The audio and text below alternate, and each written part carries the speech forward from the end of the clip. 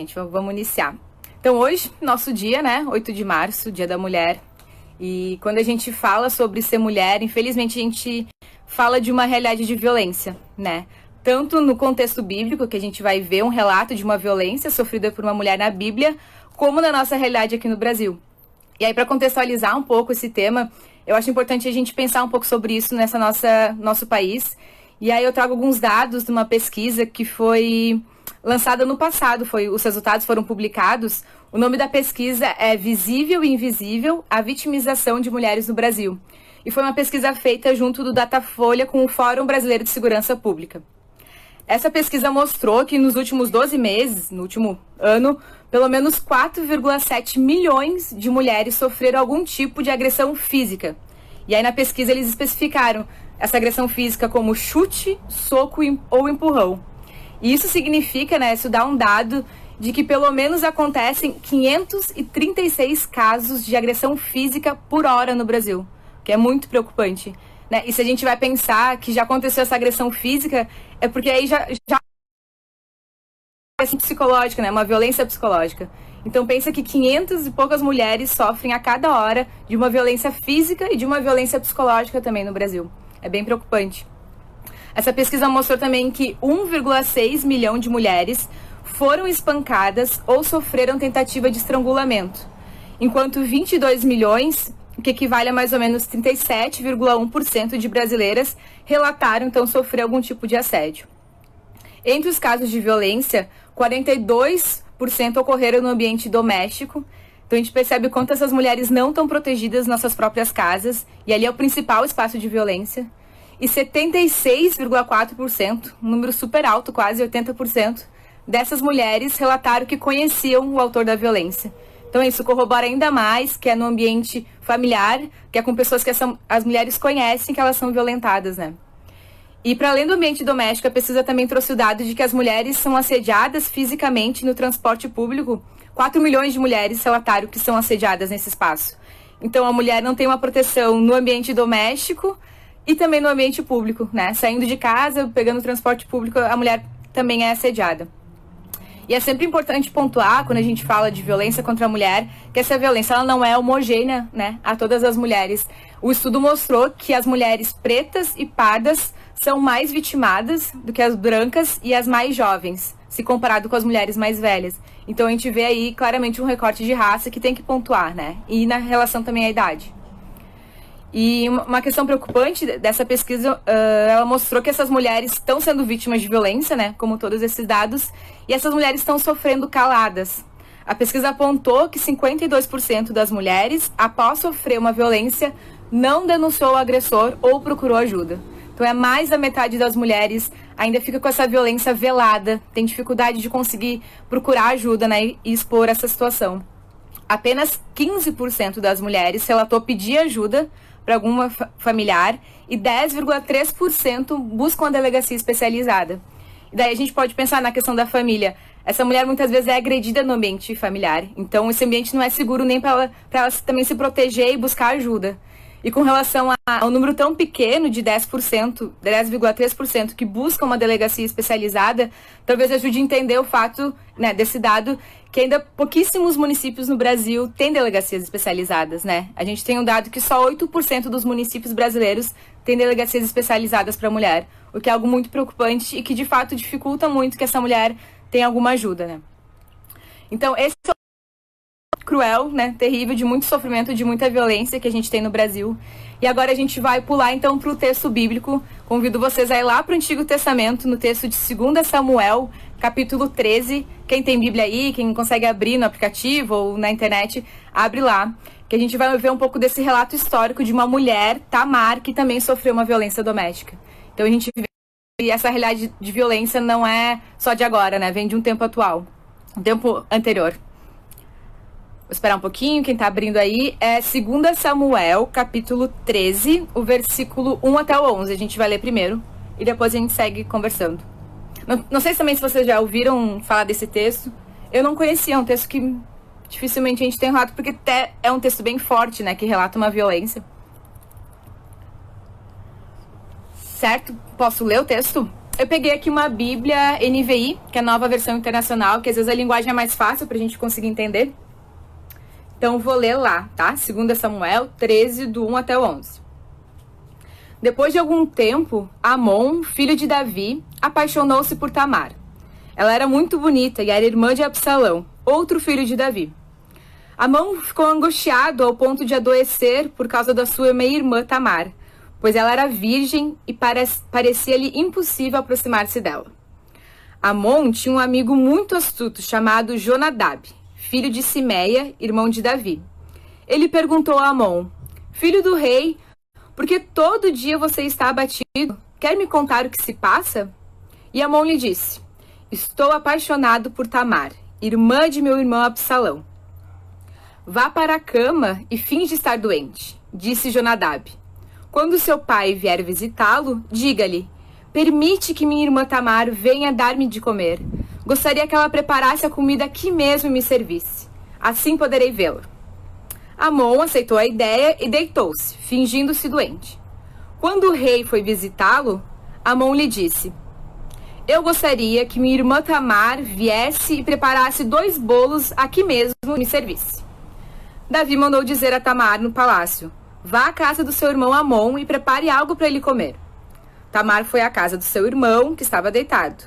Ela amassou a farinha, preparou os bolos na presença dele e os assou. Depois, pegou a assadeira e lhe serviu os bolos, mas ele não quis comer. Então Amon deu ordem para que todos saíssem. E depois que todos saíram, disse a Tamar: traga os bolos e sirva-me aqui no meu quarto. Tamar levou os bolos que havia preparado ao quarto de seu irmão. Mas quando ela se aproximou para servi-lo, ele a agarrou e disse: deite-se comigo, minha irmã. Mas ela lhe disse: não, meu irmão, não me faça essa violência. Não se faz uma coisa dessas em Israel. Não cometa essa loucura. O que seria de mim? Como eu poderia livrar-me da minha desonra? E o que seria de você? Você cairia em desgraça em Israel. Fale com o rei. Ele deixará que eu me case com você. Mas Amon não quis ouvi-la e, sendo mais forte que ela, violentou-a. Então esse é o relato. Antes eu disse que era até o versículo 11, mas na verdade foi até o versículo 14. Então aí a gente tem um relato de uma cilada que foi tramada para Tamar, para que ela fosse violentada pelo meio-irmão dela, Tamar, então, que era filha do rei Davi, uma princesa. E aí a gente pode pensar num dos primeiros aspectos assim dessa exposição, dessa leitura, que mesmo Tamar sendo princesa, sendo filha do rei, então de uma família nobre, de uma condição econômica melhor do que outras mulheres, mesmo assim ela foi vítima de violência. E isso nos ajuda a pensar, então, que a violência doméstica, a violência contra a mulher, ela acaba perpassando e atingindo mulheres de classes sociais mais elevadas também. Claro que a violência ela é mais cruel e muito mais difícil de ser superada nas mulheres mais pobres. Até porque elas acabam muitas vezes dependendo economicamente do seu agressor, né? E toda a questão de vulnerabilidade agrava ainda mais a violência.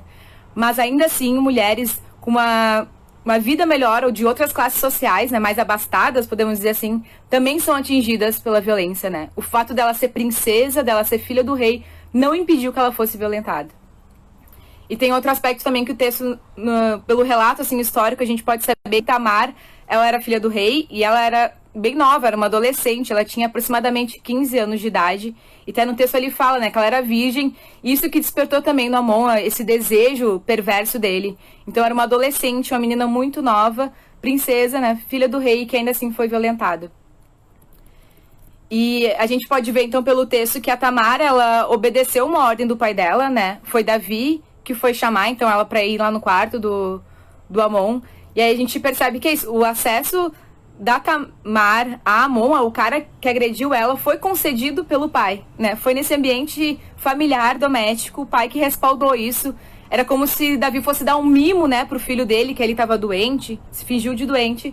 Então foi ele que ordenou que Tamar fosse lá, e ela obedeceu ao pai dela e acabou sofrendo a violência. E a gente pode ver ali no versículo 12, logo quando, né, Amon faz ela chama Tamar para deitar na cama com ele. Ela diz ali no versículo 4 vezes, ela repete a palavra não. Ó, vê se vocês observam. Ela começa dizendo: não, meu irmão, não me faça essa violência, não se faz uma coisa dessas em Israel, não cometa essa loucura.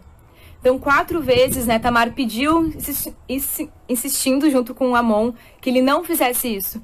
E aí a gente percebe, pelo relato, pelo que aconteceu, que esse não da Tamar foi completamente ignorado, né? E quantas vezes o nosso não como mulher não é respeitado? Até agora no carnaval tinham campanhas, né, que o pessoal tava carimbando, não é não, para reforçar isso, de fato, que o não da mulher possa ter essa validade de não. Porque a gente está acostumada a não ser respeitada, assim como Tamar não foi. Mesmo falando 4 vezes, insistindo, Amon ignorou isso e violentou ela mesmo assim. E a gente pode observar também ali que durante a violência, né, da Tamar, quando ela vai dizendo que não, pedindo que o irmão não fizesse isso, ela conseguiu ser bastante inteligente, que ela tentou até persuadir ele. Que ela diz ali pensando na questão da desonra que ele sofreria, né? Ela fala, não faça isso pra mim, e nem por mim, mas por ti, pense em ti, na tua fama em Israel, na desonra que isso seria. Talvez tentando convencer ele de que, bom, né, talvez por ser filho do rei, ele poderia ter uma questão de ego, de querer aparecer, de honra. E a Tamar tentou, então, usar esse argumento, mas mesmo assim isso não foi válido. Apesar dos nãos dela, apesar dela tentar convencer, tentar articular, nada disso valeu. Mesmo assim, ela foi violentada pelo meio irmão dela. Seguindo o texto, então, gente, vamos ver o que acontece, então, depois dessa violência. O que acontece com a Tamar, o que acontece com Amon depois dessa crueldade. Ali no versículo 15 até o 21. Vou continuar lendo aqui na NVI, tá, gente? Versículo 15, então. Logo depois, Amon sentiu uma forte aversão por ela, mais forte que a paixão que sentira, e lhe disse, levante-se e saia. Mas ela lhe disse, não, meu irmão, mandar-me embora seria pior do que o mal que você já me fez. Ele, porém, não quis ouvi-la. E chamando seu servo, disse-lhe, põe essa mulher para fora daqui e tranque a porta. Então o servo a pôs para fora e trancou a porta. Ela estava vestindo uma túnica longa, roupa que as filhas virgens do rei usavam desde a puberdade. Tamar pôs cinza na cabeça, rasgou a túnica longa que estava usando e se pôs a caminho, com as mãos sobre a cabeça e chorando em alta voz. Absalão, o seu irmão, lhe perguntou, seu irmão Amon lhe fez algum mal? Acalme-se, minha irmã, ele é seu irmão, não se deixe dominar pela angústia. E Tamar, muito triste, ficou na casa de seu irmão Absalão. Ao saber de tudo isso, o rei Davi ficou indignado. E Absalão não falou nada com Amon, nem bem nem mal, embora o odiasse por ter violentado sua irmã Tamar. Então, a gente vê aqui pelo texto que logo depois de Amon ter violentado Tamar, ele sente uma aversão por ela, né? Diz que a aversão que ele sentiu foi maior do que a paixão que ele tinha antes. E aí ele mandou expulsá-la do quarto, né? Trancar a porta, não queria saber dela. E isso fez ela sofrer ainda mais, né? Ele ainda reagiu dessa forma com um nojo. Depois de ele ter cometido essa violência, ele ainda foi ríspido com ela, não quis acolher, sai daqui. E ela sabia toda a vergonha que isso iria trazer pra ela, né? E aí, de novo, ela pede, né? Não, por favor, irmão, não. Se tu me, né, fechar a porta do quarto, se tu me colocar pra fora daqui, isso vai ser a violência que tu já cometeu comigo. Mas, de novo, o não de Tamar não teve validade nenhuma. E aí, agora a gente pode tentar comparar. Então, o que acontece com Amon, com o que acontece com a Tamar, que é a vítima, né? Com Amon não aconteceu nada, né? A gente percebe ali que Davi ficou indignado, né? É o que refere o pai dele, o rei Davi ficou indignado. E somente isso, não aparece no texto se Davi foi falar com Amon, foi confrontar ele, se houve alguma punição, nada disso aparece. Absalão diz que também ficou indignado, que ele nem bem nem mal, mas que ele não gostava, odiava o seu irmão. Mas também não teve nenhum confrontamento direto. E aí a gente percebe, então, que Amon, de fato, ele era protegido pelo rei, né? Pelo pai. Tanto que ele teve essa questão de fingir que estava doente, sabia que o rei ia permitir que Tamar viesse até ele. E, com certeza, Amon tinha noção de que não ia acontecer nada, né? Dessa impunidade dele. Porque ele fez o que fez e ele não fugiu, ele não se preparou com relação a isso. Ele só ficou ali no quarto dele. Ele sabia que isso ia se tornar público, mas ele não se preocupou com as repercussões. Então a gente percebe que o Amon tinha noção dessa impunidade dele e talvez isso que reforçou que ele cometesse essa violência. Simplesmente nada aconteceu. E agora então a gente pode comparar o que aconteceu com a Tamar. Ela de novo foi silenciada no próprio espaço da família dela, né? Ali tem um relato que o Absalão vê ela logo depois então que ela é expulsa do quarto, que ela tá chorando com cinzas, né? E rasgou a roupa dela. E aí ele diz, minha irmã, o que aconteceu? Foi o nosso irmão? Tá, então deixa, é o irmão, né? Vamos zelar pela família e não te angustie dessa maneira e bola pra frente, assim. Então, a gente percebe que Absalão também não teve uma escuta sensível com a Tamar, não acolheu esse sofrimento e essa violência que ela sofreu, nem ao menos chorou com ela, né? Parece que ela chorava em alta voz e Absalão não chorou junto com ela. Isso faz com que a gente pense, talvez, que esses corpos femininos que eram violentados e que eram subalternos não eram corpos choráveis, né? Em tantos outros momentos, essa questão de colocar cinzas na cabeça, de rasgar a roupa, era um sinal de vergonha, um sinal de humilhação e de luto também. E não foi feito nenhum desse sinal na família, né? A não ser por Tamar. Tanto Absalão como Davi, eles não manifestaram isso publicamente, a revolta deles, com o que aconteceu. Então, novamente, Tamar não foi acolhida na família. E pelo que o texto ali relata, né, no versículo 20, diz que depois disso, que Absalão foi lá com ela e disse, não foi nada, não te angusties. Diz que ela ficou muito triste. Em outras traduções, diz que ela ficou desolada. Então, novamente, ela foi silenciada e não foi acolhida na família. Isso só reforçou essa violência que ela sofreu e continuou sofrendo depois, né? Um ótimo exemplo da história de Tamar, eu acho que é isso que a gente deve levar, assim, de principal reflexão desse texto, foi que a Tamar não se calou diante da violência que ela sofreu, né? Ali, no versículo 19 mesmo, fala, como eu tinha dito, diz que ela expressou publicamente essa humilhação e essa vergonha dela, com as cinzas na cabeça, as vestes rasgadas e o choro em alta voz, que é isso, eram práticas comuns quando uma pessoa estava passando por um luto ou alguma situação de humilhação e de vergonha. Então a gente pode entender que esse gesto da Tamar foi uma forma de enfrentar isso que ela sofreu. Ela não deixou calada, ela fez questão de mostrar o que ela sofreu, o que ela passou. Ela tirou as roupas que eram roupas que mulheres virgens usavam e fez questão de mostrar, não, eu fui violentada. Fez questão de gritar em alta voz, não, eu não vou esconder o que eu passei. Né? Então a gente percebe que foi um ato corajoso da Tamar de poder visibilizar a dor dela. Por mais que ela não tivesse o apoio do rei, do próprio pai dela, não tivesse o apoio do Absalão, né, e tivesse sido violentada pelo próprio meu irmão. Então na família ela não tinha esse apoio, mas mesmo assim ela não se calou, ela pôde visibilizar isso. Eu acho que isso a gente deve levar como uma lição importante, da força da Tamar de reagir, mesmo nessa violência sofrida, ela fez questão de visibilizar e de denunciar o que ela sofreu. E aí eu percebo, assim, que quando na Bíblia relata situações como essa de violência e relatos pesados, né, como esse de Tamar, no texto bíblico também nos deixa claros sinais de resistência, né, mostrando talvez alternativas de protagonismo dessas mulheres, né, em que essas mulheres visibilizavam, enfrentavam essa violência que elas sofriam na sua época, né, no seu contexto. E eu acho que isso que fica pra gente levar como lição, assim, por mais que haja esse relato pesado, há uma forma de resistência dessa mulher e que ainda serve pra gente hoje em dia, já que a gente é vítima ainda de violência. E aí trago pra pensar, gente, assim, enquanto cristão, afinal, qual que é o nosso papel diante de situações de violência contra a mulher, contra as mulheres, como essa de Tamar ou como essas tantas outras que eu falei antes na pesquisa? Eu fico pensando, assim, que a gente deve se comprometer no exercício da nossa fé a levantar a nossa voz em defesa dessas mulheres que sofrem. Principalmente as mulheres que estão numa situação social, econômica e politicamente mais desfavorável que a nossa. Esse é o nosso compromisso. O autor de Provérbios, ele nos faz um convite lá no Provérbios 31, o capítulo 31, versículo 8 e 9, diz o seguinte: erga a voz em favor dos que não podem defender-se. Seja o defensor de todos os desamparados. Erga a voz e julgue com justiça. Defenda os direitos dos pobres e dos necessitados. Então, acho que esse é o nosso papel, erguer a nossa voz por aqueles que não têm voz, por aquelas que não conseguem falar. A gente consegue aqui estar discutindo, eu consigo estar falando aqui com vocês, posso sair da minha casa, posso exercer a minha fé com liberdade, mas muitas mulheres não têm essa possibilidade. Muitas mulheres não conseguem nem sair dos seus lares, né? Estão sendo oprimidas nesses ambientes, não tem essa liberdade que a gente tem. Então a gente precisa utilizar isso por essas mulheres, buscar lutar e defender elas, erguer a nossa voz.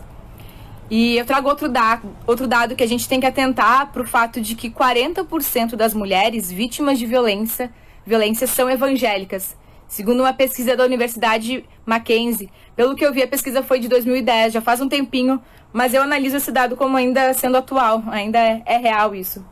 Então a gente percebe que a omissão dos líderes e dos pastores contribui para agravar esse problema. né? Além disso, há poucos sacerdotes, há poucos líderes religiosos que são mulheres, né? A maioria são homens. Isso acaba reforçando.